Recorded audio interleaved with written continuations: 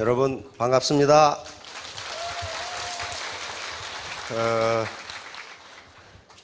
여기 좌석 제한이 있는데 그냥 무대 보러 오신 분들이 굉장히 많으신 것 같아요.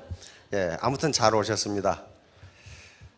최근에 이 신문이나 또는 텔레비전 뉴스에 보면은 자영업 대출 문제가 지금 큰 사회적 문제가 되고 있습니다. 원래 자영업 대출도 통계상으로는 중소기업 대출로 그렇게 통계는 잡힙니다. 그러니까 뭐 치킨집이라든가 또는 피자집이라든가 또는 커피집이라든가.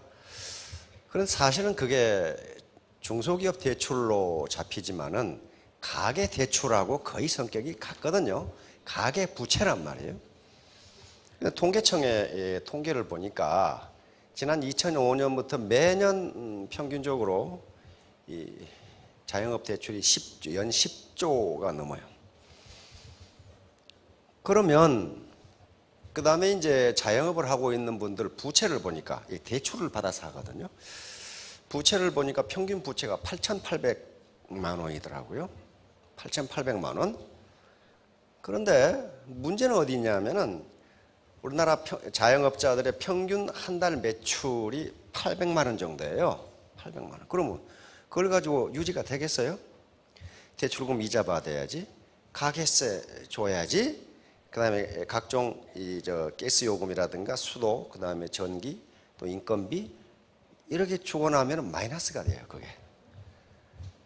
그래서 정부 당국에서는 자영업 대란, 다시 말하면 자영업이 한꺼번에 무너지는 현상이 나타나면 어떻게 됩니까? 금융기관이 부실화돼요, 다시. 그래서 이런 아주 큰 문제를 지금 안고 있습니다. 자, 오늘 제가 하려고 하는 얘기는 출곡천교. 자, 영어로 Escape High Out of Bell 이렇게 번역을 했습니다. 출은 나갈 출자죠. 곡은 골짜기 곡자입니다. 골짜기. 이게 상형 문자니까 골짜기처럼 이렇게 생겼죠. 천은 옮길 천자입니다. 옮길 천자. 교는 높을 교자입니다. 우리가 큰 나무를 교목 그러죠. 조그마한 떨기나무를 관목 그러는데 키 큰 나무는 소나무라는 게 교목이라고 해요. 높을 교자입니다. 그러니까 이 말은 무슨 말이냐면은 새가 골짜기에서 나와서 높은 나무 위로 날아간다. 어떤 생각이 들어요? 밑바닥 인생을 살다가 성공한다. 그 의미로습니다. 골짜기라는 데가 어떤 데예요? 좁고 습하고 어둡고 앞뒤가 꽉 막히고 거의 절망적인 상태에서 천교, 옮길 천자, 높을 교자, 높은 곳으로 옮겨간다. 그래서 이 의미는 통상 성공한다 또는 출세한다라는 의미로 씁니다. 이 말이 나오는 것은 시경에 나옵니다. 사서 삼경 중에 삼경에 해당하는 시경에 벌목이라는 시에 이 말이 들어있어서 후세인들이 출곡천교 그러면 낮은 곳에서 높은 곳으로 올라간다. 밑바닥 인생에서 성공해서 상류사회로 올라간다. 그 개념이에요. 그러면 여기 계신 분들 나는 밑바닥에 살래. 그런 분 한 분도 안 계셔요. 어떻게 해서든지 밑바닥 인생에서 높은 곳으로 상류사회로 올라가고 싶단 말이에요. 그래서 여기 오신 거란 말이에요. 여기에 참석하신 분들의 전형적인 세 가지 의문이 있습니다. 첫째, 이 사업을 할 것인가 말 것인가. 다시 말하면 이것은 애텀이라는 회사가 사업을 할 만한 회사인가, 또는 저 앞에서 번지르하게 떠드는 놈들이 사기꾼들이 아닌가, 그 생각이에요. 그건 계속 알아보셔야 돼요. 두 번째는 그러면 나 같은 사람도 성공할 수 있을까? 이건 뭐예요? 나는 지금까지 전업주부로 살아왔는데, 나는 지금까지 교직에만 30년 있었는데, 나는 지금까지 공직에 있었는데 등등, 나 같은 사람도 이런 사업에 성공할 수 있느냐 하는 문제거든요.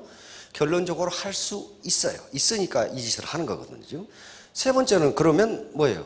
도대체 어떻게 해야 성공하는 것이냐? 이것도 하루아침에 알 수 있는 게 아닙니다. 계속 스폰서하고 이 상호작용, 인터랙션, 커뮤니케이션을 통해서 알아보시면 전부 훌륭한 사업가가 될 수 있습니다. 자, 다음. 자, 요것을 위해서는 세 가지 공부가 필요합니다. 세상에 공짜는 없어요. 공부 안 하고 성공하는 법은 없습니다. 그런데 지금까지 우리가 공부라고 하면은 학교에서 하는 머리 공부만을 공부라고 했는데 그것은 세 가지 공부 중에 하나에 불과해요. 머리 공부는 쿨헤드라고 그럽니다. 이것은 냉철한 이성이에요. 자기가 스스로 판단해 봐야 돼요. 과연 이 회사는 사기치는 곳이 아닌가? 마케팅 프로에는 성공할 수 있도록 되어 있는가? 그것은 자기가 이 냉철한 이성, 합리적인 판단을 가지고 최종 결론은 자기가 내려야 됩니다. 두 번째는 마음 공부예요. 웜 하트예요. 따뜻한 마음입니다. 인간의 같이 성공하자. 내가 너를 내 돈을 버는 수단으로 이용하지 않겠다는 따뜻한 마음이 없으면 애터미 사업은 결코 성공할 수가 없어요. 그리고 모든 사업이 그렇습니다. 사악한 사람이 처음에는 돈을 벌고 성공하는 것 같지요. 그러나 결론은 그렇지가 않습니다. 결국 그런 사람들은 존경을 못 받을 뿐더러 감옥에 가서 정부밥 먹는 경우가 많아요. 따뜻한 가슴입니다. 세 번째는 부지런한 손발이에요.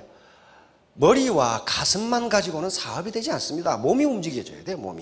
몸이 움직이는 게 가장 어렵다고 그럽니다.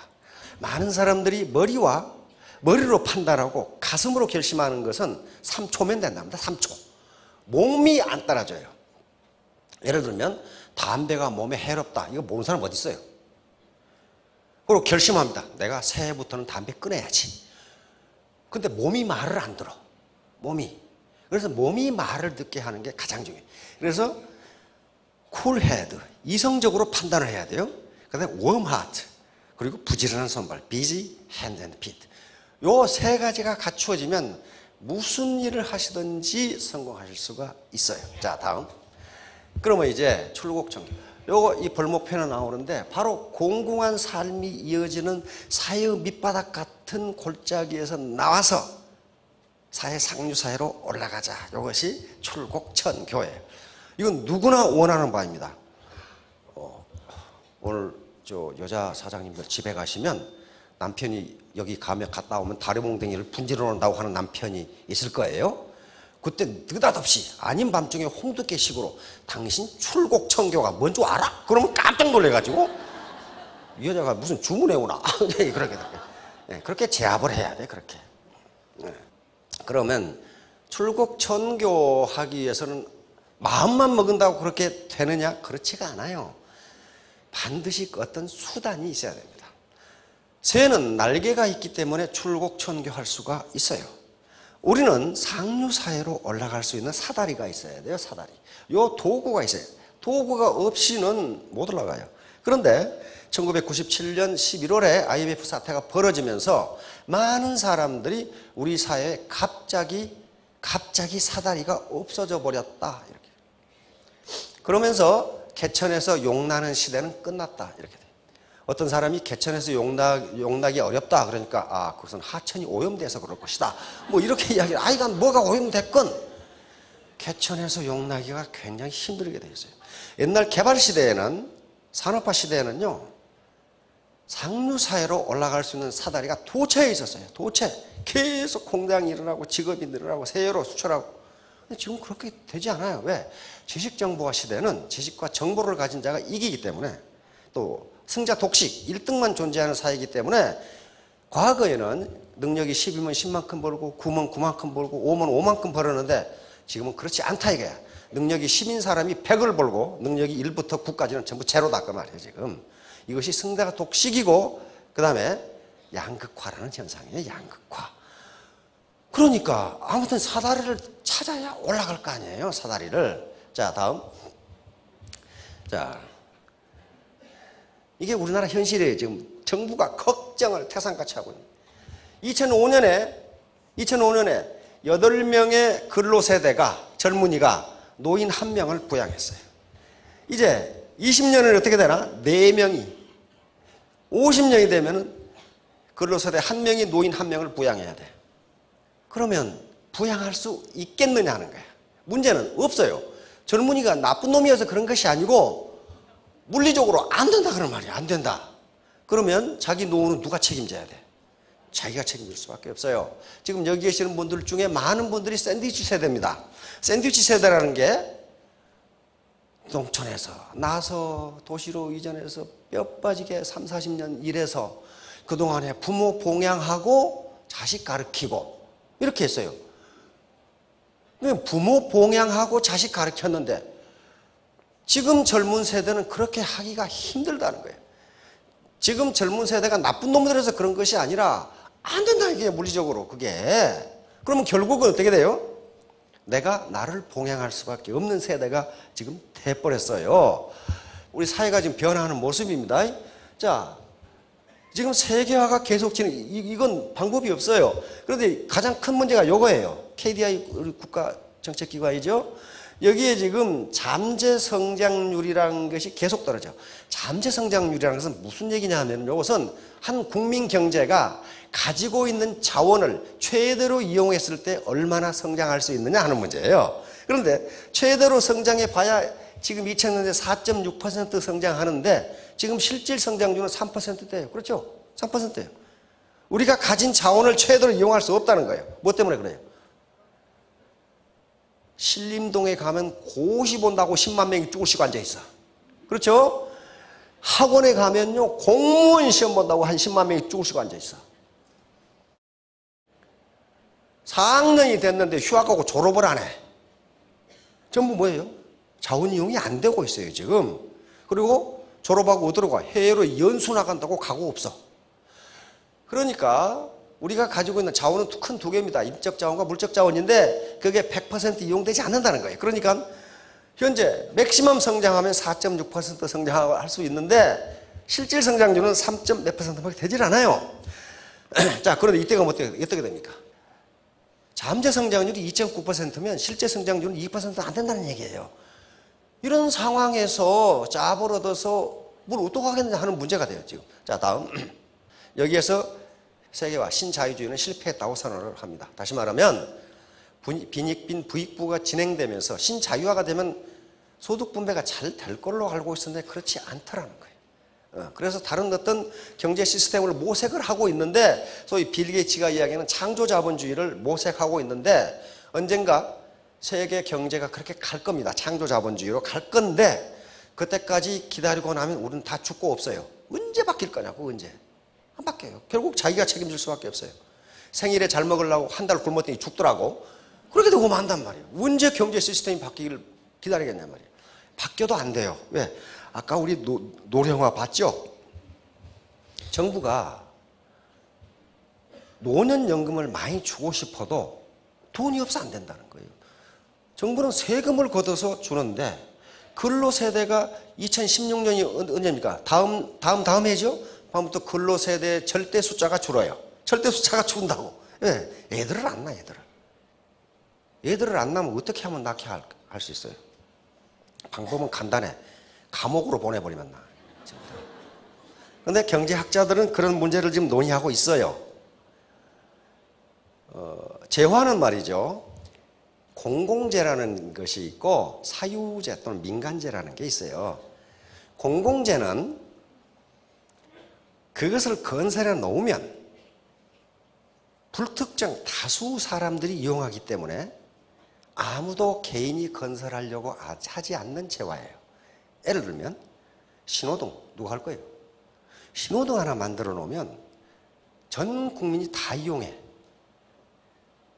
그러면 개인은 건설 안 해. 그럼 누가 합니까? 정부가 해요. 정부가. 공공재는 정부가 공급합니다. 국방 공공재이기 때문에 정부가 해요. 등대 공공재예요. 등대를 건설해 놓고 돈 안 낸 놈은 보지 마라.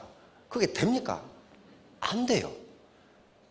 안 될 뿐만 아니라 등대를 많은 사람이 본다고 해서 등대불이 흐려지지가 않아요. 그게 공공재의 특성이에요. 많은 사람들이 이용하더라도 그 한계 비용이라는 게 제로가 돼요. 그러니까 가능하면 많은 사람이 이용하는 게 좋아, 공공재는. 그래서 누가 한다? 정부가 해요. 정부가 기상청에서 일기예보를 했어. 일기예보를 방송요금 안 낸 놈은 듣지 마라. 안 되는 거예요. 그게 안 되는 거예요. 그리고 많은 사람이 듣는다고 해서 생산 비용이 늘어나지가 않아. 똑같아 생산 비용. 그러니까 공공재는 누가 하느냐 하면 정부가 해요. 국가가 공공재를 공급합니다. 교육은 어떻습니까? 교육은 공공재예요, 민간재예요? 민간재는 교육 받은 사람만 혜택을 보는 게 민간재고, 모든 사람이 혜택을 보는 게 공공재예요. 근데 교육이 공공재적 성격이 가장 강합니다. 그래서 모든 나라는, 그러면 초등학교, 중학교, 고등학교, 대학교가 있는데 어떤 교육이 공공재적 성격이 가장 강하냐? 학자들의 연구에 하면 어디가? 초등학교. 초등학교 교육을 일단 시켜놓으면은 국민의 민도가 싹 올라와 버려요. 그래서 아무리 가난뱅이 국가도 초등학교는 의무교육을 합니다.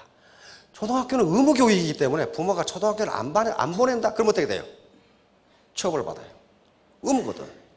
그럼 공공재이기 때문에 국가가 보내라고 하면 보내야 돼요. 워낙 중요하단 말이에요, 초등학교. 그런데 학년이 중학교, 고등학교로 올라갈수록 공공재적 성격이 조금씩 줄어들어. 그러나 고등학교까지도 공공재적 성격이 대단히 강해요. 그래서 미국이나 일본 같은 경우는 고등학교까지 의무교육이야. 굉장히 강해요. 그래서 대학은 어떤가? 대학은 공공재적 성격이 조금 떨어지는데 그럼에도 불구하고 대학도 공공재적 성격이 굉장히 강해요. 대학을 졸업한 우수한 기술 인력이 생각해 보세요. 맹물로 가는 자동차를 만들었다. 그럼 그 사람만 혜택을 봐요? 전 국민이 혜택을 받버려. 유능한 정치가가 나왔다. 유능한 지도자가 나왔다. 그럼 어떻게 됩니까? 전 국민이 혜택을 봐. 그래서 대학도 정부가 많은 예산을 지원해 줍니다. 왜? 공공재니까. 이게 무슨 얘기를 하려고 그 모양이 내가 이런 얘기를 하냐면은 재화를 어떻게 보느냐에 따라서 그 국가 정책이 달라져요. 예를 들면 의료, 건강, 이게 공공재냐 민간재냐 하는 문제예요. 굉장히 철학적인 문제죠. 참 돈 벌러 와가지고 별 희한한 소리 다 듣는다. 한번 들어보시라고요. 의료, 만약에 국가가 국민의 건강은 개인의 문제가 아니라 국가적인 문제라고 생각하면 어떻게 됩니까? 그건 공공재가 돼요. 그러면 의료를 누가 책임져야 돼? 국가가 책임. 유럽이 그러잖아요. 자기 돈 10원도 안 내잖아요. 왜?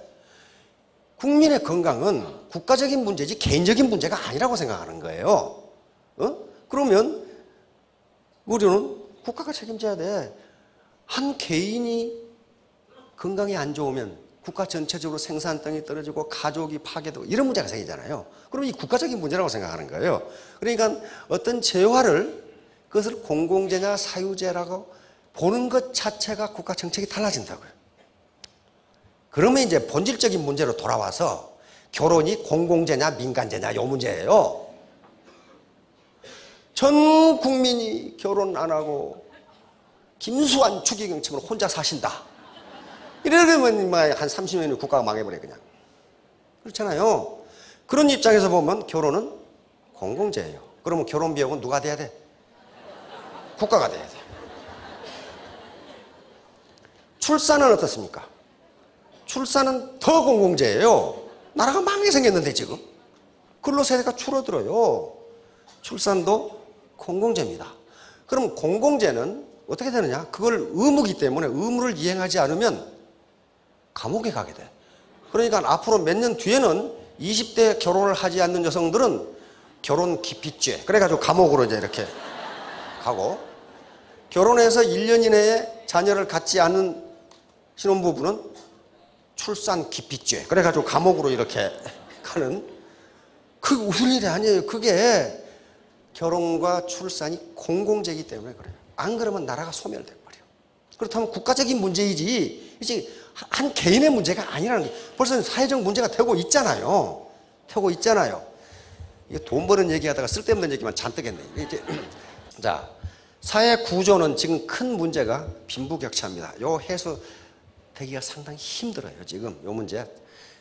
여기 신세대의 코리안 드림, 아까 상류사회로 올라가는 사다리가 없어져 버렸어요. 요 문제예요 지금. 자, 다음.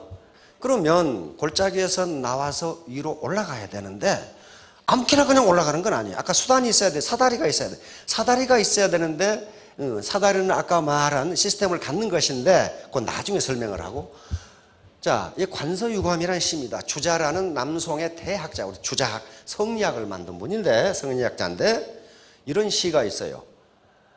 지난밤 강가에 봄물이 불어나니 거대한 전함이 터럭처럼 가볍네. 여태껏 힘들여 옮기려 했었는데 오늘 강 가운데 저절로 떠나. 자, 썰물이 되면서 이 몽충이라는 것은 중국 군함입니다. 군함이 갯벌에 드러났어. 그거 끌고 갈 수 있느냐 그런 말이에요. 못 끌고 가요. 그런데 봄에 비가 와서 물이 차면은 끌고 가려고 안 해도 지가 가. 주자가 이 시를 읊은 것은 뭐냐면은 모든 일을 어거지로 해도 안 된다.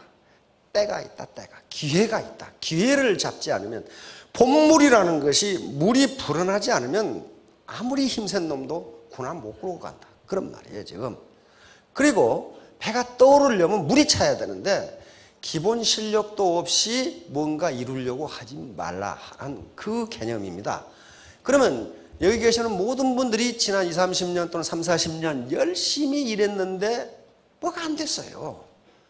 겨우 어떤 골짜기에서 나와야 되는데 지금도 골짜기를 헤매고 있다. 그 말은 무슨 말이에요? 봄비가 내리지 않았다. 그런 말이에요. 주자의 시에서는 봄비가 내리면, 즉 기회를 잡으면은 내가 배를 끌고, 인생이라는 배를 끌고 가지 않더라도 저절로 뜨게 돼 있다. 바로 애터미가 여러분들이 봄물처럼 군함을 뜨게 하는 기회가 되기를 바랍니다. 자, 다음. 부자는 과학이다. 그런데 우연히 그냥 재수가 좋아서 부자가 된다 그런 건 없어요. 반드시 경제법칙, 성공법칙에 따라서 해야 부자가 됩니다. 반드시 그렇게 돼야 돼. 지금 금융피라밋의 피해를 본 사람들, 지금도 저는 뉴스를 보면 가끔 나와요. 가끔 지금도 어떤 놈이 사기치고 나갔다. 그런데 피해자가 어떻고 얼마 전에도 어떤 여자 교수, 아주 말빨이 센 여자 교수가 있어요. 그 이름을 밝히면 또 명예훼손으로 큰일 나니까 또 그 덩치가 사정없이 큰 어떤 그 액션 배우 하나 나와가지고 다단계 사기가 얼마나 나쁜 것에 대해서도 한참 1시간 동안 떠들고 앉았더라고. 가만히 들어봐서 어떻게 사기를 당했나 봤더니 그건 다단계 사기가 아니에요. 투자 사기예요, 투자 사기. 근데 투자 사기 그러면 시청률이 안 올라가. 다단계 사기. 그래서 이제 막 떠들어야 나오는데, 그런데 다단계 사기를 당했다고 떠드는 그 액션 배우는 경찰에게 어떻게 처벌을 받았냐면 사기 공범으로 처벌을 받았어. 사기 공범. 자기는 다단계 피해를 봤다고 그러는데 내가 가만히 들어보니까 경찰이 맞네. 사기 공범이네. 이렇게 돼. 여기 계신 분들 서울 용산 무슨 빌딩 밑에 2조어치 금괴가 있다는 걸 다 들어봤죠? 일제가 빨리 도망가면서 거기다 2조의 금괴를 묻고 갔는데 그 빌딩 주인이 모르고 그 위에 빌딩을 세웠다 이 말이야. 그러니까 내가 친한 너에게만 알려주니까 그거 파면은 수백 배 이익을 보니까 1억만 투자해. 1억만. 다른 사람한테 말하지 마. 너한테만 내가 알려주는 거야. 그러면 1억 투자하라고 했으면 1억만 했으면 좋을 거 아니야. 1억 투자하고 집 잡히고 투자하고 친구들 투자하고 해가지고 빌딩 밑에 금괴가 들었는데 빌딩 지은 사람이 그걸 모르겠어요? 그래가지고 사기 공범으로 이혼당하고 집 날리고 완전히 알거지가 돼가지고 나왔더라고. 그러니까 타단계 피해를 받노라고 그러는데 경찰 입장에서는 뭐예요? 사기 공범 이렇게 된 거예요. 전부 그래요 보니까. 그러면 여기에 4대 악이 있어요. 절대로 4대 악에 빠지지 말합니다. 첫째가 무지예요. 무지. 무지라는 것은 현재 가지고 있는 지식의 양이 작다 그런 말이 아니에요. 자기가 무지하다는 걸 모르는 거예요. 어떻게 빌딩 밑에 일제가 묻고 간 금괴가 수조가 있나 말이야. 그건 상식적으로 생각이 안 나. 그 물어보면 될 거 아니야. 그다음에 두 번째가 무지하게 되면 반드시 탐욕이 와요. 탐욕. 우와, 1억만 투자하면 10억을 번다는데 탐욕이에요. 세 번째는 나태, 게으름. 다시만 그거 인터넷에 찾아보면 돼.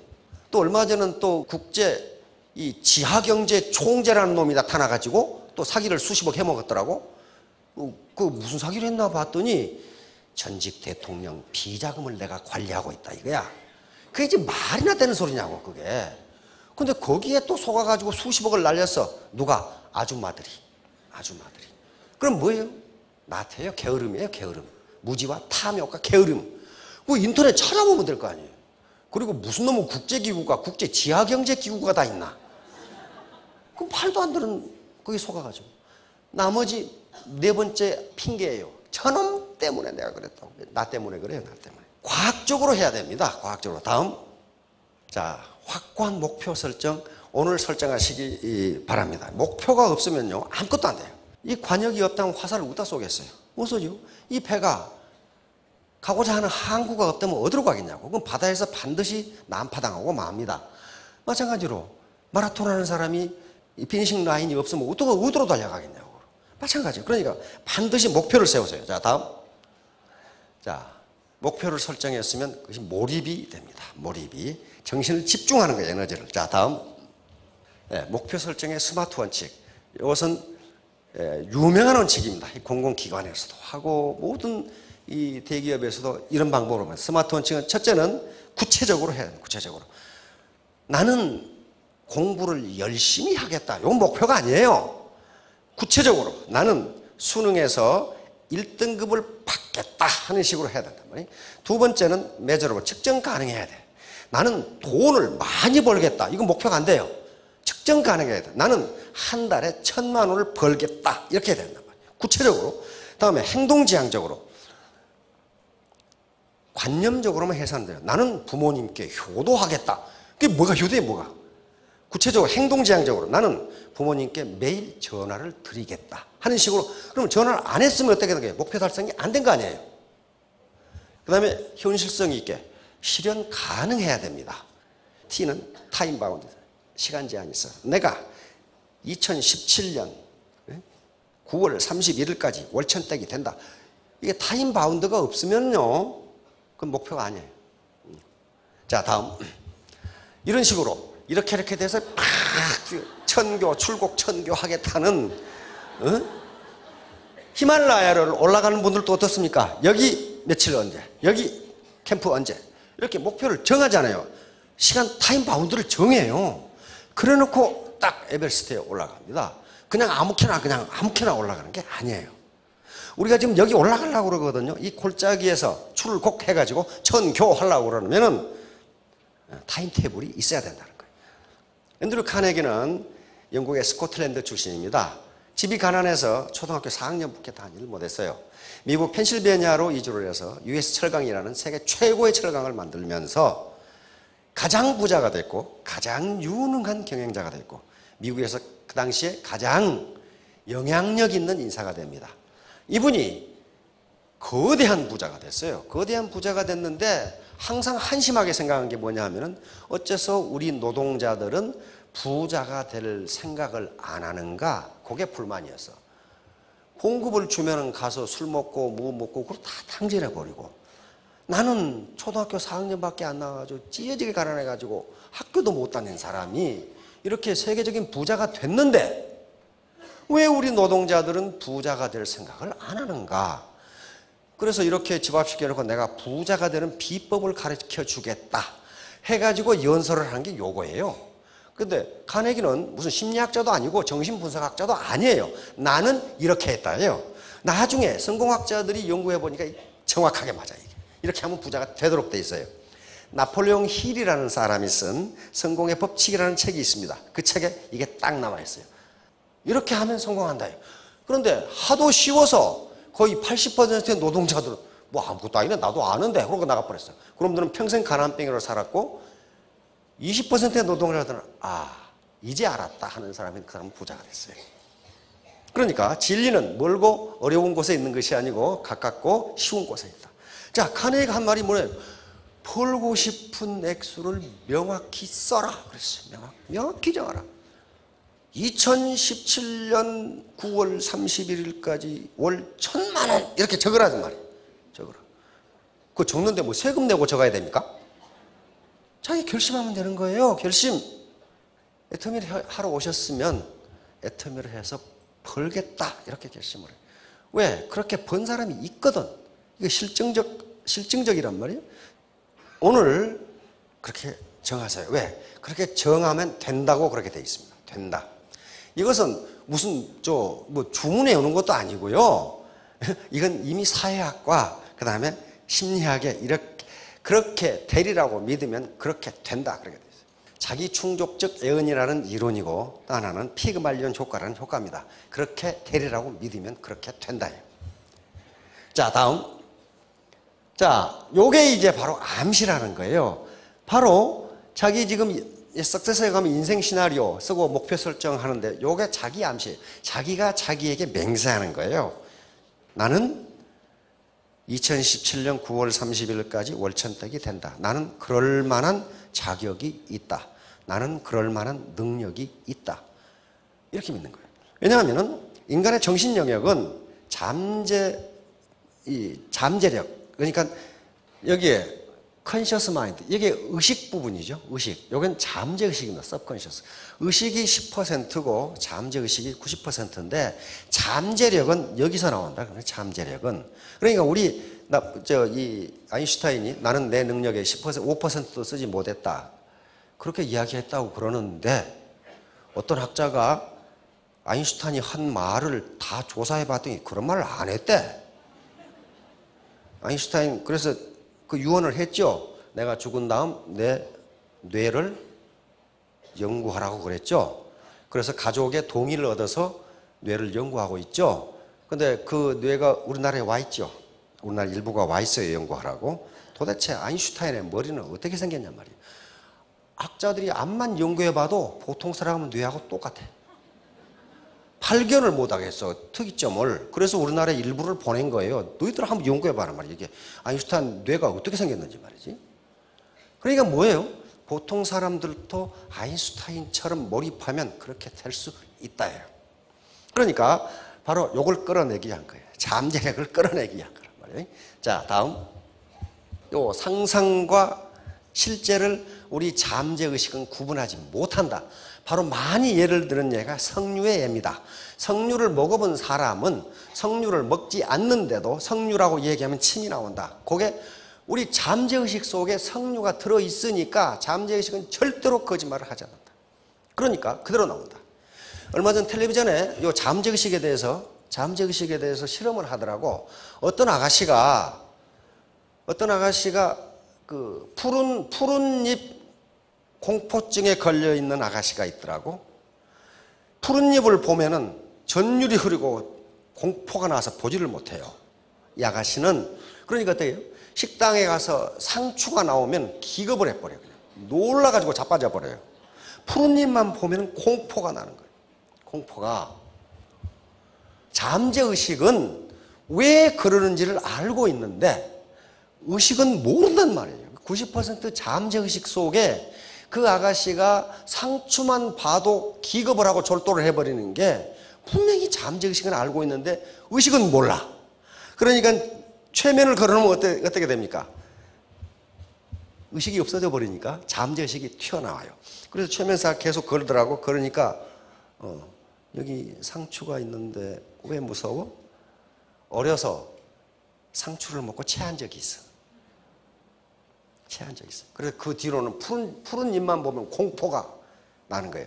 그래서 그걸 계속 다른 사람은 먹는데 괜찮지. 그 뒤로는 상추쌈을 맛있게 먹어. 괜찮다 하는 걸 잠재의식에 다시 집어넣은 거예요. 상추를 먹어도 괜찮다. 그게 잠재의식이에요. 그러니까 지금까지 많은 분들의 잠재의식 속에 나는 안 돼. 나는 학력이 안 되거든. 그걸 자꾸 집어넣었단 말이에요. 집어넣었어. 근데 그걸 끄집어내고 나는 돼. 나는 그럴 만한 능력이 있어. 나는 그럴 만한 인물이야. 집어넣으면 그렇게 된다는 거예요. 그게. 그래서 이게 성공학자들이 이구동성으로 하는 얘기가 요 얘기예요. 늘 예를 드는 예가 여기 짐 캐리라는 사람이에요. 이거 캐나다 출신 미국 코미디언이죠. 돈이 없어가지고 폐차장에 잠자고 집이 없으니까 그리고 맥도날드 햄버거 가지고 하루를 때운 사람이에요. 그런데 수첩 소개가 뭐가 들었었냐? 10,000불짜리 수표가 들어있었어. 왜냐하면 지가 만든 거. 그러고 아버지한테 보여줬어요. 아버지, 제가 1,000,000불 개런티를 받는 배우가 되겠습니다. 근데 얼마 전에 우리 TV에서 이걸 보여주더라고. 지금도 가지고 다녀. 지가 만든 수표가 너덜너덜해. 하도 오래 다녀서. 그걸 보여주더라고, 이렇게. 지금도 가지고 다녀요. 그런데 이런 영화들이 에이스 벤츄라 보셨죠? 안 보신 분은 가서 보기 바라는데 무지 재밌어요. 마스크, 더 케이블 가이를 찍고 이 앞에 요걸 찍고 1,000만 불을 받았고 케이블 가이를 찍고 한 번 출연에 2,000만 불을 받았어요. 우리는 200억이죠. 그렇게 됐어요. 그러면 그것이 부적이었느냐? 부적이 아니고 자꾸 자기 암시를 주는 거예요. 나는 1,000만 불짜리 배우다. 나는 1,000만 불짜리 배우다. 그러면서 그렇게 액션을 취하는 거예요. 그래서 결국 그렇게 됐어요. 난 요 책에서만 봤는데 텔레비전을 보다가 이 짐 캐리라는 놈이 나와가지고 이걸 꺼내가지고 보여주더라고요. 이렇게 너덜너덜해. 지금도 가지고 다녀요. 오늘 가서 집에서 당장 싸가지고요. 월천댁 그렇게 싸가지고 하나씩 넣어가지고 다녔어. 그거 누가 세무서에서 세금 내라고 안 그러니까 하나씩 싸가지고 다녔어. 자, 결론입니다. 전심치지.